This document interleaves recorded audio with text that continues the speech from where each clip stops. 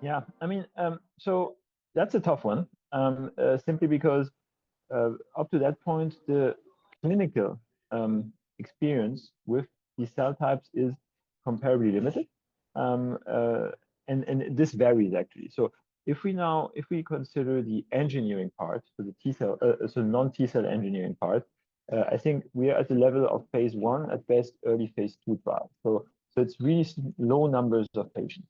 Where let's say in the macrophage world, we haven't really seen so much of responses. So you don't see much toxicity, but you don't see much responses either. So it's that calls maybe that the validity of these findings a bit into question.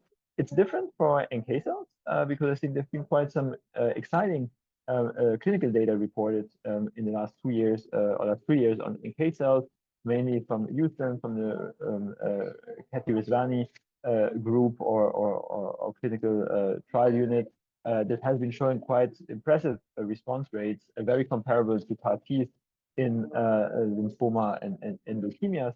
So indicating that these cells, these NK cells, can be as effective, but way less toxic, actually, according to their reports. And I think, and it goes a little bit through the different modalities where we simply have very limited experiences so far. I think one exception may be actually the myeloid cells, where at least we've had some compounds that are much more advanced clinically, like the CD47 targeted approach, which is which nature is actually to enhance the phagocytic function of macrophages of myeloid cells. And I think Kip Weizkopf may be talking about that on the same session.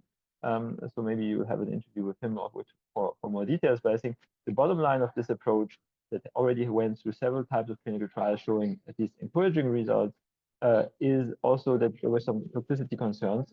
And why is that? Because CD47 is also quite highly expressed on other types of cells, including erythrocytes and other like cells of the blood lineage.